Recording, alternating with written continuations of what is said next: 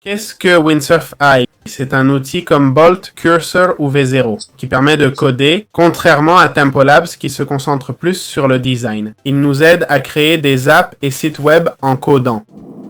Son atout? Une IA collaborative qui génère l'app qu'on souhaite comme on le voit à l'écran. Il évoque ses fonctions, dont l'agent IA qui nous assiste dans notre projet. Alors, comment obtenir Windsor AI ou Codem? En gros, on va en haut à droite pour le télécharger sur Windows. Il y a aussi des extensions pour Visual Studio, VS Code, JetBrains et d'autres éditeurs de code. On le télécharge en 64 bits pour avoir l'exécutable. On l'ouvre, on accepte les paramètres, on le sauvegarde et on peut l'ajouter au path. Ajouter au path permet à l'appli d'être plus accessible et prioritaire pour le système. C'est fini, on clique sur Finish et ça lance l'application. Attendons le lancement pour que vous puissiez voir comment ça marche. On clique sur Get Started, on configure, on choisit Start Fresh sans VS Code. Ensuite, on choisit la coloration, je prends le thème sombre, puis on peut se connecter. On peut se connecter avec Google ou GitHub. Ça demande une redirection, on clique Ouvrir et on peut créer notre premier projet. Alors, comment fonctionne Windsor AI? En gros, cet outil nous permet de créer un espace de travail. Tout d'abord, on doit créer un espace de travail. On clique sur Ouvrir dossier et on crée simplement un dossier. On clique Sélectionner dossier et voilà, le dossier est choisi.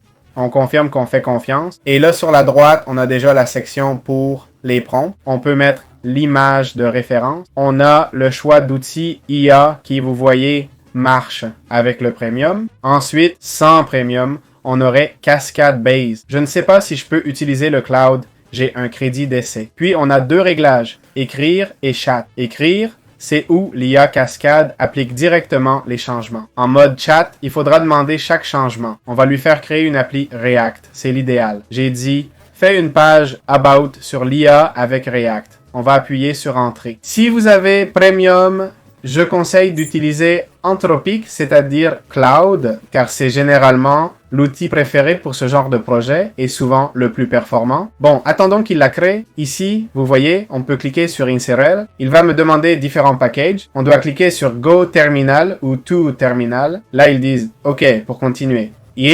Tapez X, il liste les packages nécessaires au projet. Faut dire que ça prend du temps. Les serveurs doivent être saturés. Voyons ce qu'on obtient. Et voilà, comme vous voyez, on a enfin notre projet. Bon, le projet, c'est celui-ci. Ici, il faut faire des commits de temps en temps, même si ça marche pas. Je dois dire que l'outil est plutôt lent.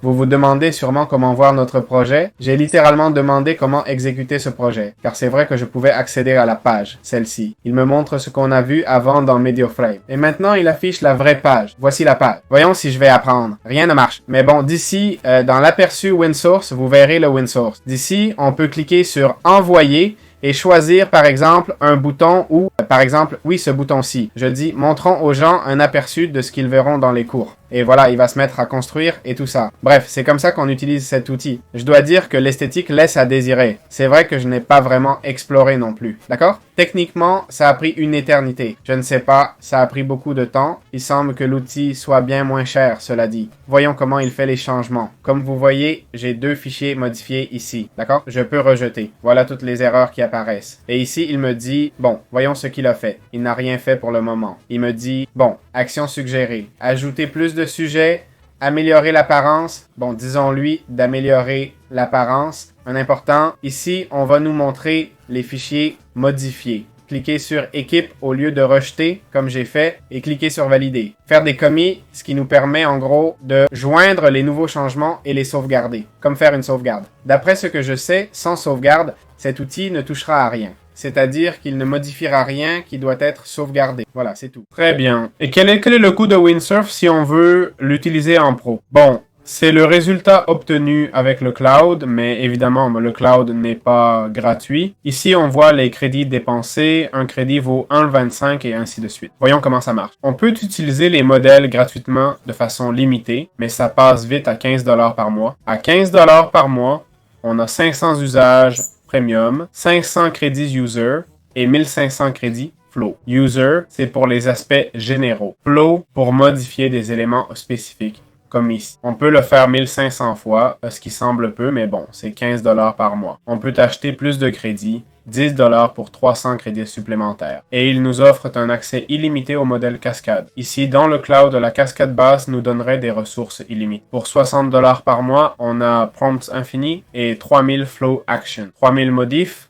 modèle user illimité, mais pas modèle flow, je ne comprends pas pourquoi. Encore une fois, priorité illimitée à cascade base. Que penser des prix? Clairement moins cher que la concurrence, peut-être 25% de moins. Trop lent et visuellement très décevant, vraiment très décevant. J'ai demandé 3-4 fois d'améliorer l'aspect visuel. Évidemment, côté IA, je suis bien conscient qu'on peut prendre pas ces codes, ceux-ci, ok, et modifier l'appli et tout ça. J'en suis conscient. Mais là, on évalue ce qu'on paie, non? Ce qu'on paie ici, c'est le plus, l'intelligence artificielle. Je pense que cette IA est bien, elle s'utilise en local, ok? Ils l'intègrent eux-mêmes localement, c'est cool. Ça facilite la création d'un bon projet. Dès le début, ils nous demandent dans quel dossier on le veut, ok? Moi, je l'ai mis ici dans test. Je ne sais pas combien pèse ce projet. Allez, 200.